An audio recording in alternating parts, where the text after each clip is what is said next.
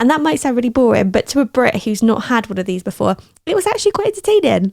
So I actually have seen one of these before. And yes, Laurence is right. We don't actually have these in Britain. And one of the main reasons is probably because it's never hot enough to need much ice. Hey, welcome back to another episode of British Family Reacts. You'll notice that I am alone today. Mr. H is working, Baby H is napping, so I thought I'd get on, do some reaction videos and get to know Laurence Brown a bit better. So today I am doing a reaction to Lost in the Pond, British versus American refrigerators. Already know, like, you have massive refrigerators with the cold water dispensers and the ice dispensers as well. And over here we call them American style refrigerators or an American style fridge. I don't know what other differences you can possibly have. Now, if you are new here and you do like what you see, you don't always get me on my own. Most of the time you get Mr. H and you get Baby H as well. And I tend to just only do the cooking. But if you do like what you see, please consider subscribing and hitting that notification bell to be notified every time one of us uploads a new video. Enough of my jibber jabber, let's get on with the video. Hello, I'm Laurence and I'm on a quest to uncover all of the memos that Britain and America lost in the pond, and one of those memos pertains to kitchen appliances. And you may remember 47 years ago in the winter of last year, I did a video titled 5 ways that British and American kitchens are very different. And I'm really sorry to stop it already, but Erica over on Discord, Erica, you know who you are. You actually sent me a photo the other day of a kettle, just explaining what the difference was between the American appliances. So now I know what you're talking about, and now I know what Laurence was talking about in that earlier video. I'll stop pausing and I'll just get on with it. To this day, that video remains one of the greatest videos in the history of YouTube. And those aren't my words. Those are my mum's words. Despite this, there was one crucial element that was frozen out of the video: refrigerators. And so consider this video an addendum to that video. But of course, I'm in my studio. We can't very well have a hands-on video about refrigerators because I don't have one in here yet. So team, let's put everything down and follow me. Yeah, I've been in the studio for about 2 weeks, so it's good to get out of there and do sort of more relatable content, you know, while I walk to the other wing of my house. And 3 hours later, I've made it to the kitchen. On my left is the refrigerator. Please ignore the picture of the red London bus. I'm a bit lazy and haven't put it up yet. I'm not going to show you the rest of the kitchen right now because the camera lies and you might get the impression that we haven't done dishes because we haven't done dishes. But in the immortal words of Sir Winston Churchill, let's look at the fridge. And I know what you're thinking. He never said that, but in our defense, we were working on 2 scripts at the same time and they merged.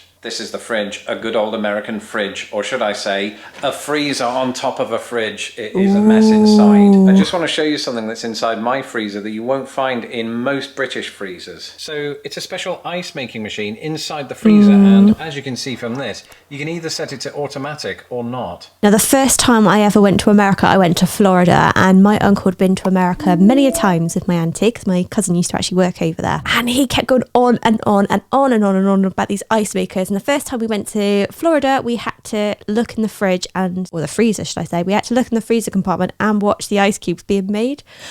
And that might sound really boring, but to a Brit who's not had one of these before, it was actually quite entertaining.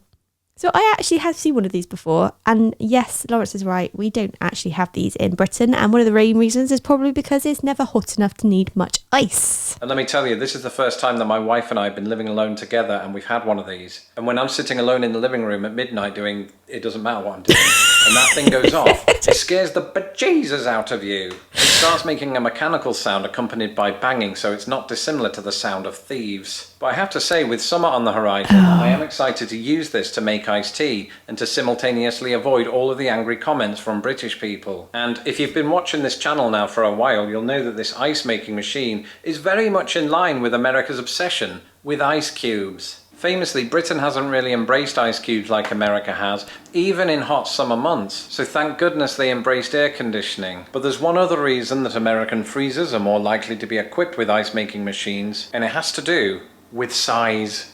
As is a common theme on this channel, everything is much bigger. Yeah, that freezer looks quite wide. Sorry, refrigerator, because it's got the freezer on top. That looks quite wide compared to ours. I'm not sure how much wider, but I would say it's maybe a third bigger than our standard fridge freezers over here. And that's not like the double massive fridge freezers that I really want to get one day. the United States, and that includes this refrigerator. Just like the state of Alaska, it's been proven that this thing is 7 times larger than the UK. To be clear, this is just the freezer. There's a whole bigger section down below that's the main fridge. And on a side note, everybody now knows I do my videos in my pyjama boxes. In Britain, fridges of this height do exist, but like accurate Winston Churchill quotes, they are rare.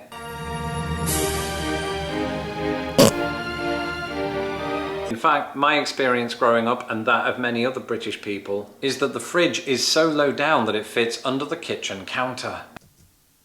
Now, that is actually quite true. Going back in the day when I was growing up, and probably when Mr. H was growing up, the fridge freezers were always under the counter, and you sometimes had like a really small ice box or something. I think that's what we called them, an ice box on top of the fridge internally. So that was your freezer compartment. It was tiny. It was like about the size of a salad drawer, or our salad drawer, because your salad drawers are probably much bigger. And yeah, they all went under the counter. And then when you were lucky or needed a bigger freezer, because your freezer compartment was only small, you'd have a fridge and a freezer, but then you'd have to find more space to put them because they went under the counter.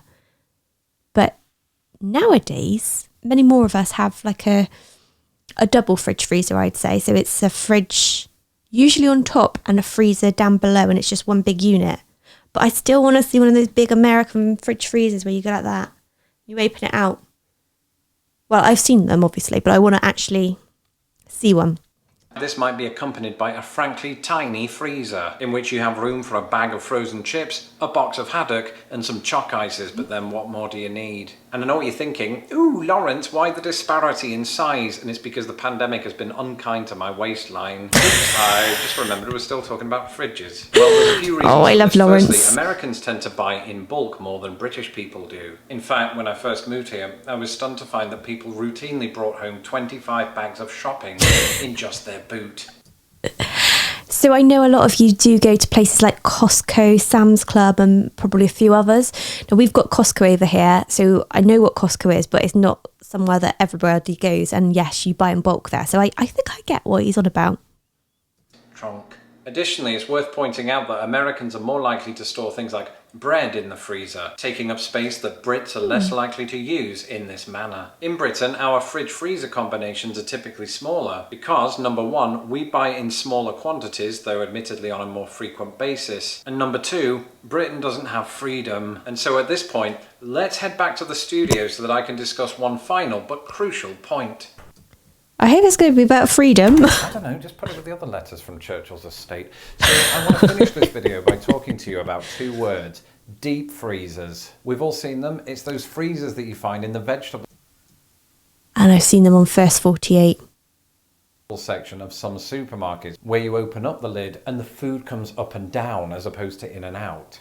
I mean, it can still go in and out, but as opposed to a regular fridge which can't go up and down. Anyway, in the UK, the only time I saw one of these, in addition to the supermarket, was in my shared university campus kitchen. And the most enduring memory I have of that is I once put my jeans in it, and I haven't spoken to my dorm mates since. But in the US, I've noticed that deep freezers, particularly in larger family homes, do often crop up in people's kitchens, in addition to the type of fridge freezer that you just saw. And I suppose it can be hard to imagine why anyone would want to freeze that much food. But not only do Americans buy in bulk more, when there's not a pandemic going on, they have housewarming parties, graduation parties, Thanksgiving, basically any excuse to have the whole family around every week.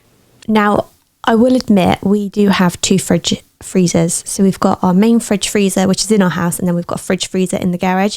And Mr. H and I do like to host any kind of event and party, which we haven't done one for a little while, but we do like to have a little party. So the extra fridge freezer space is always welcome, and you will usually find drinks and ice in the one in the garage, and also some things that I've bought, like party food that needs to be frozen, and maybe just things I got excited about by buying about 10 frozen pizzas and then realising they wouldn't actually fit in our freezer. To fridges. To fridges. Oh.